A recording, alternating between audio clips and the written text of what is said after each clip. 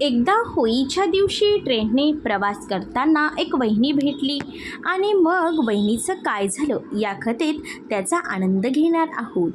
नमस्कार मित्रांनो, मी प्रेम आनंद बिहारचा रहिवासी आहे. मी 28 वर्षांचा आहे. रंग गोरा असून शरीर सुरेख आहे. मी साधारण दिसणारा माणूस आहे. माझ्या वडिलांचा दिल्लीत लाकूड व्यवसाय आहे. काही वर्षांपूर्वीची ही गोष्ट आहे. रात्री मला माझ्या वडिलांचा फोन आला की दिल्लीत कामाचा ताण खूप आहे, मला लवकरच दिल्लीला यावे लागेल. त्यामुळे अर्जंटच्या होळीच्या दिवशीच मला ट्रेन पकडावी लागली.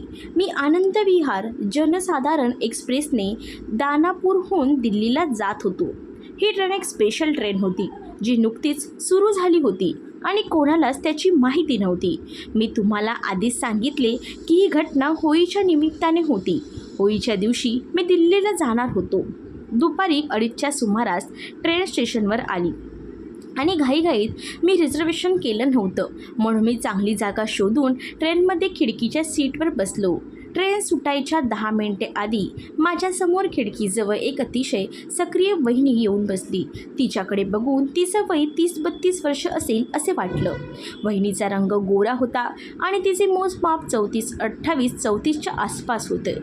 वहिनीने गडद तपकिरी रंगाची साडी घातली होती, ज्यात तिचे गोरे शरीर आणखीनच अप्रतिम दिसत होते. ज्या ट्रेनमध्ये मी बसलो होतो ती बोगी तो फक्त मी आणि तो एवढेच होते. होळी असल्याने संपूर्ण ट्रेन महिलांनी भरलेली होती. ट्रेन जवळजवळ रिकामीच होती. निघून गेल्यावर थोड्याच वेळात कुठे जाणार असे विचार आले. मी दिल्ली म्हणालो. पर्यंत आणि तू? तिने सांगितले की माझी मेहुणी गाझियाबादमध्ये राहते. तिला मुलं होणार आहे. तेच बाईकवरून पडलो आहे. मी त्याच्याकडे जात आहे. तो रुग्णालयात आहे. माझा मुलगा अजून लहान आहे, म्हणून मी त्याला माझ्या सासूकडे सोडले आणि माझा नवरा परदेशात नोकरी करतो, म्हणूनच मी एकटी जाते. एका दमात वहिनी तिची पूर्ण रामकहाणी मला सांगते. मी सरळ त्याच्याकडे बघत होतो. मला त्याच्या नजरेत डोळ्यामध्ये एक विचित्र आकर्षण दिसत होतं, जे मला मोहित करत होतं. आम्ही दोघे बराच वेळ बोलत राहिलो. वहिनी पण माझ्याबरोबर एकदम मस्त झाली होती आणि मनमोकळेपणाने बोलत होती. असे बोलत असताना रात्रीचे 10 वाजले होते. आता मला थोडी थंडी जाणवू लागली होती, म्हणून मी माझ्या पिशवीतून चादर काढली आणि स्वतःला झाकून घेतलं. काही वेळाने वहिनी पण म्हणू लागल्या, मला तुमच्या चादरीखाली घ्या, मला पण थंडी वाजत आहे. सुरुवातीला मला वाटू लागले की ही वासनायुक्त मनाची अवस्था होत आहे. मग मी तिला माझ्या सीटवर बोलवले आणि आम्ही दोघे एकाच चादरीत राहिलो. वहिनी माझ्या खांद्यावर डोकं ठेवून झोपायला लागली. त्याने माझे डोके माझ्या खांद्यावर ठेवले आणि डोळे मिटताच मला एक विचित्र थरथर वाटू लागले. भाभी झोपून काही वेळ झाला असेल की मला खूप छान वाटायला लागलं. माझ्या अंगावर गरमागरम घासल्यामुळे तापमान वाढू लागलं होतं. ही अद्भुत भावना मला गरम करत होती. मग ती म्हणाली, मला पाय पसरून झोपायचे आहे. मांडीवर डोकं ठेवून झोपू का? मी हो म्हणालो. थोडा वेळ वहिनी सारख्या स्थितीत झोपून माझी प्रकृती बिघडू लागली होती. अज्ञात महिलेशी संपर्क ते मिळाल्यावर बाजीरावांना राग येऊ लागला. दरम्यान कुठल्या तरी स्टेशनवर ट्रेन थांबली आणि एक चहा विक्रेता चहा मागायला आला. मी त्याला सांगितलं की चहाचा कप घेतला आणि वहिनींसाठी चहा मागवला. तर त्यानंतर, भाभी चहा पिशील का? जर तुम्हाला त्यांच्याकडून उत्तर मिळाले नाही तर ती गाढ झोपली आहे असे मला वाटले. मी पुन्हा त्यांना विचारले नाही. मी माझा चहा संपवायला सुरुवात केली आणि मग गाडी पुढे जाऊ लागली. भाभी अशीच सुखाने झोपली होती आणि माझा एक हात त्याच्या डोक्यावर आणि दुसरा हात त्यांच्या हातावर आहे. पण होते. थोडं धाडस करून मी हात सरकवला आणि बॅगेत ठेवला. संत्र्यांना स्पर्श केला, त्यामुळे त्या बाजूने प्रतिसाद मिळाला नाही. मग मी जरा हिंमत एकवटली आणि संत्र्याची गोलाई तपासू लागलो. संत्र्यावर हात फिरवला, पण घोडी विकूनही घोडी झोपलेली आहे. बरं, मी थोडा वेळ संत्र्याकडे पाहिलं. जेव्हा त्यांच्या बाजूने कोणताही प्रतिसाद मिळत नाही, जेव्हा मला ते सापडले नाही, तेव्हा मी एक संत्र जरा जोरात दाबलं. पण आता तसेच काही झाले नाही. त्याचप्रमाणे जेव्हा समोरच्या बाजूने अजूनही कोणतीही प्रतिक्रिया आली नाही, म्हणून मी एक हात संत्र्याच्या पिशवीत टाकला आणि दुसऱ्या हाताने वरून रसमलाईला हात लावू लागलो. काही वेळाने भाभीचा श्वास जड होऊ लागला. त्यामुळे मला समजले की झोपण्याचे नाटक करत आहे. हे समजतात माझे मनोबल आणखीनच वाढले. काही वेळाने ती माझा हात तिच्या संत्र्याच्या पिशवीतून काढू लागली आणि हळूच म्हणाली, "काय करतोयस?" त्याच्या अचानक आलेल्या प्रतिक्रियेने मी घाबरलो आणि तिच्यापासून वेगळा झालो. रेल्म पिलेची गोष्ट ट्रेनमध्ये घडत राहिली. ती पण उठत बसली. थोडा वेळ एकटे बसल्यानंतर भाभीने माझ्याकडे पाण्याची वाटणी मागितली. मी तिला पाण्याची बाटली दिली आणि तिने पाणी पिऊन परत दिले. असे केल्यावर ती झोपू लागली. ती पुन्हा माझ्या मांडीवर डोकं ठेवून झोपी गेली. पण माझ्या मॅडम महाराजांनी आवाज काढायला सुरुवात केली. आता ते माझ्या नियंत्रणाबाहेर जात होते. काही वेळाने ती म्हणू लागली की मला काहीतरी टोचत आहे. वहिनींनी माझ्या महाराजांचा हात धरला आणि विचारले, "तुम्ही आत काय ठेवता?" मी म्हणालो, "तसं काही नाही, तू माझा मफलर लाव." मग ती म्हणाली, "मला झोप येत आहे, झोपू दे, आवाज करू नकोस."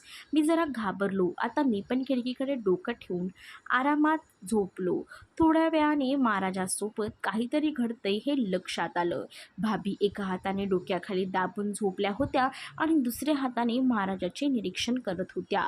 मी म्हणालो, "भाभी, तुला काही हवे आहे का?" तर ती नाही म्हणाली. मग हळूच म्हणाली, "महाराज फार मोठे आहेत."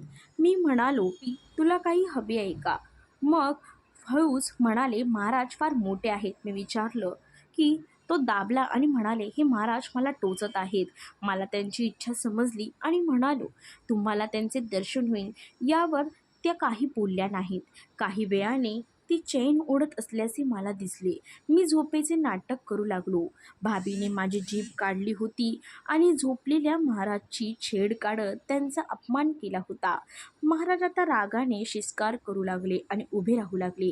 काही वेळाने बहिणी तोंडाने महाराजाला मखमली वाटू लागल्या. आता तर मलाही ते सहन होत नव्हते आणि मी पिशवी उघडून संत्र्यावर हात ठेवला. ती उठून बसली आणि महाराजांना अतिशय आनंदाने मखमली वाटत होते. मी संत्र्याशी खेळू लागलो आणि ज्यूस पिऊ लागलो. काही वेळाने ती गोड कुरकुर करू लागली म्हणून मी एका हात पॅराशूटमध्ये घातला. मला आश्चर्य वाटले. आत कव्हर असलेले कोणतेही पॅकिंग नव्हते आणि त्यांचे मैदान अतिशय स्वच्छ होते. वरच्या भागात थोडं गवत होतं, बाकी खाली खेळपट्टीभोवती जंगल स्वच्छ दिसत होतं. गवताची रचना पोप स्टारप्रमाणे केली होती. जसे मी माझे बोट पिचवर ठेवले आणि ते घासू लागलो, पिच खूप मऊ दिसत होता. आता माझी भाभी आनंदाने नाचू लागली होती. मी तिला स्पर्श करत राहिलो आणि घासू लागलो. मी पाहणी करत होतो. आता खेळपट्टीत ओलावा दिसत होता. खेळपट्टी ओली होऊ लागली होती. आता मलाही काळजी वाटू लागली होती. थोडा वेळ असं केल्यानंतर मी त्यांच्या जळत्या सोलोवर त्यांचे जळते अंगार ठेवले. बहिणींनी पायऱ्या जुळवत चालायला लागल्या. भाभी हे करण्यात एकदम एक्सपर्ट होती. तिची जीभ माझ्या तोंडाने कबड्डी खेळू लागली. मी अचानक मेगनऊवर होतो. माझ्याकडे आहे पोझिशन बदलून मला माझ्या पायांच्यामध्ये बसवले. त्यात त्याची भूमिका समजवायला वेळ लागला नाही. मी 7 इंच लांब व्हॅनिला चोकोबार काढला आणि त्यांच्या तोंडात घातला. मोठ्या आनंदाने आईस्क्रीम चोखू लागली होती ती. त्यांच्या कृती खूप व्यावसायिक होत्या. जणू भाभी ही एक नंबरची कट्टर चोकोबार प्रेमी आहे. सगळे आईस्क्रीम खाऊन झाल्यावर ती म्हणाली, "पाण्याची चव तर खूपच छान असते. खूप दिवसांनी अशी क्रीम चाखली आहे. माझे पती परदेशात राहतात, त्यामुळे मला आईस्क्रीम मिळत नाही. मलाही ते रोज करावेसे वाटते, पण तुमच्यासारखा माणूस रोज कुठे सापडतो." भाभीचे हे बोलणे ऐकून मी पण उत्तेजित होऊ लागलो. ती बर्थवर पडली आणि तिने महाराजांनाही बोलवले होते म्हणून महाराजही उठून निघून गेले. थोडा वेळ संत्र्याचा रस पिऊन मी माझ्या वहिनीला आता महाराजांना दरबारात घ्यायला तयार होण्याचा इशारा केला. भाभी आचारी तयार करू लागल्या. 2-3 मिनिटांनी महाराज पुन्हा उभे राहिले. मी म्हणालो, "वहिनी, आता कार्यक्रम थोडा पुढे ठेवायला हवा."